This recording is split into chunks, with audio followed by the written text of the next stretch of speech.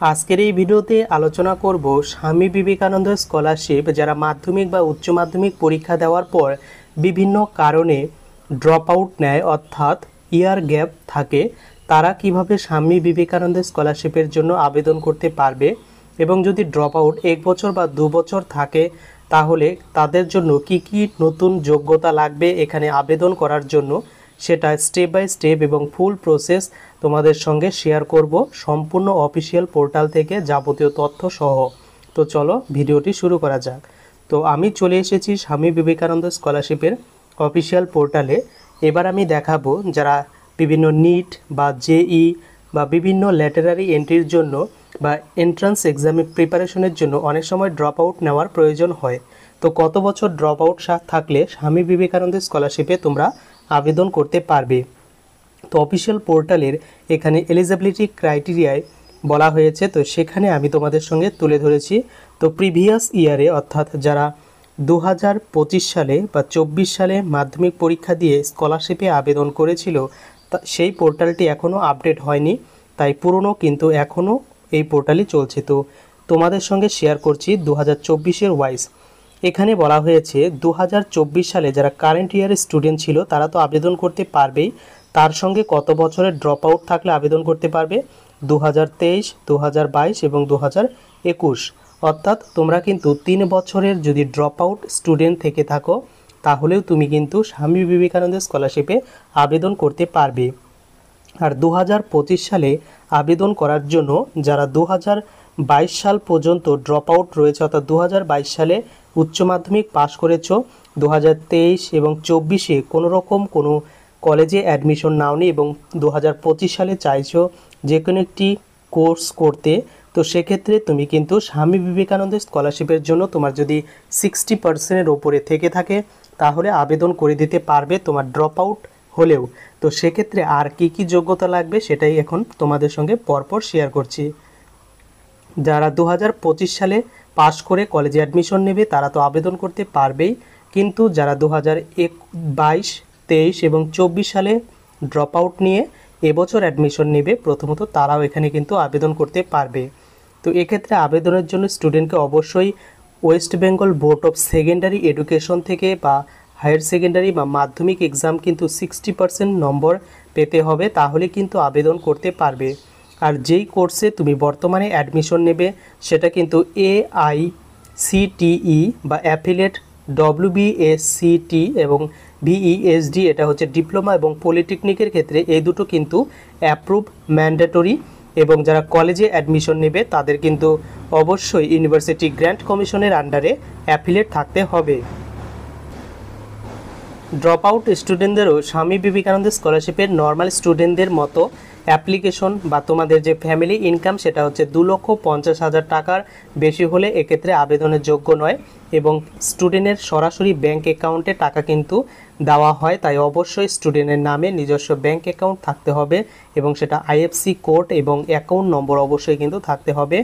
আর তুমি যদি Swami Vivekananda স্কলারশিপে drop out student হয়েও আবেদন করো তাহলে তোমার হার্ড কপি কোনো স্কুল বা কলেজে জমা দিতে হবে না এখানে কিন্তু বলা হয়েছে, কিন্তু তোমাদের স্কুল বা কলেজ বা ইনস্টিটিউশন অনেক সময় জমা নিতে পারে, সেটা কিন্তু তোমরা অবশ্যই খেয়ালে রাখবে।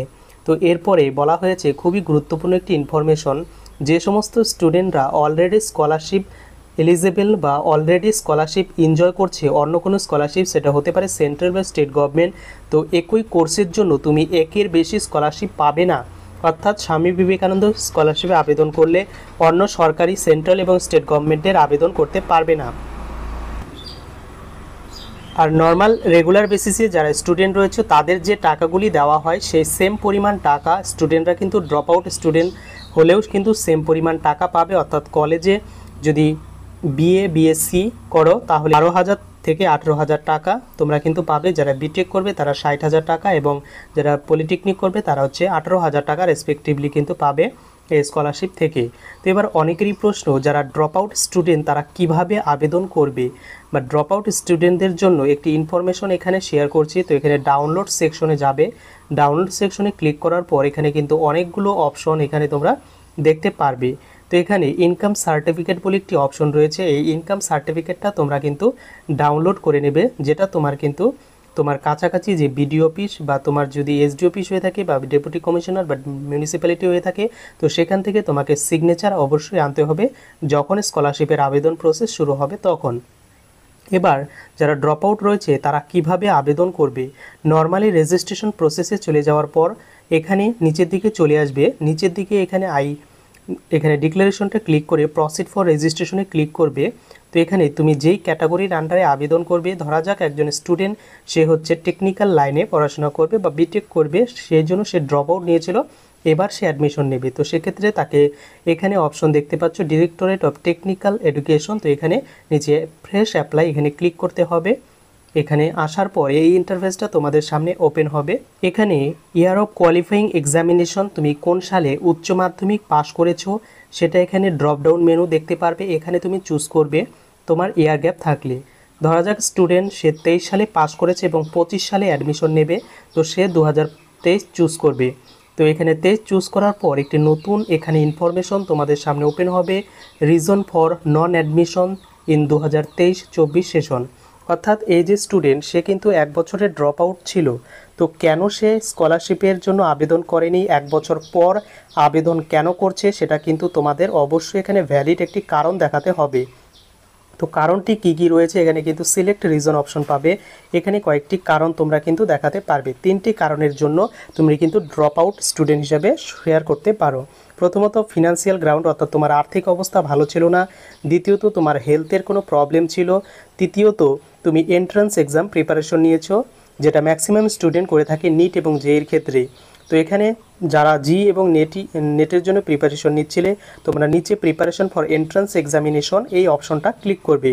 তো এখানে ক্লিক করার পর এখানে একটি নতুন ইন্টারফেস তোমাদের সামনে ওপেন হবে, declaration by head of the institution regarding the case of the year gap is to be uploaded later in upload documents form. অর্থাৎ তুমি যখন এই স্কলারশিপের রেজিস্ট্রেশন প্রসেস কমপ্লিট করার পর যখন ফাইনাল সাবমিটে যাবে সেখানে ডকুমেন্টস আপলোড করতে হয়, তো সেখানে তোমার একটা কিন্তু year gap certificate automatic by default তোমার নামে শো করাবে এবং সেটা প্রিন্ট আউট বার করতে হবে এবং সেটা তোমাকে ইনস্টিটিউশনে নিয়ে যেতে হবে। প্রেজেন্ট যে ইনস্টিটিউশনে পড়াশোনা বা অ্যাডমিশন নিয়েছো সেই ইনস্টিটিউশনের হেড অফ দ্য ইনস্টিটিউশনে তোমার সেই ফর্মে সিগনেচার লাগবে এবং সেটা আবেদন যখন করবে তখন সেটা আবার আপলোড করে দিয়ে সাবমিট করতে হবে। তো এই প্রসেসেই কিন্তু ড্রপ আউট স্টুডেন্টরা আবেদন করতে পারে এবং কোনো রকম প্রবলেম হবে না তোমার যদি 1 থেকে 2 বছর ড্রপ আউট থেকে থাকে। তাই ড্রপ আউট রিলেটেড অন্য কোনো প্রশ্ন থেকে থাকলে অবশ্যই আমাকে কমেন্ট করে জানাবে। আর কবে আবেদন শুরু হবে? ড্রপ আউটদের জন্য কি অন্য সময় শুরু হয়? না, এর উত্তর হচ্ছে যখন স্বামী বিবেকানন্দ স্কলারশিপের ফ্রেশ রিনুয়াল শুরু হয় তখনই কিন্তু ড্রপ আউট স্টুডেন্টরাও আবেদন করতে পারে। তো এবছরও কিন্তু সেপ্টেম্বর, অক্টোবর বা নভেম্বর মাসে শুরু হতে পারে। যদি শুরু হয় তো অবশ্যই আমি তোমাদের সঙ্গে শেয়ার করব। তো এটাই ছিল ইনফরমেশন, কেমন লাগলো কমেন্ট করে জানাতে ভুলো না।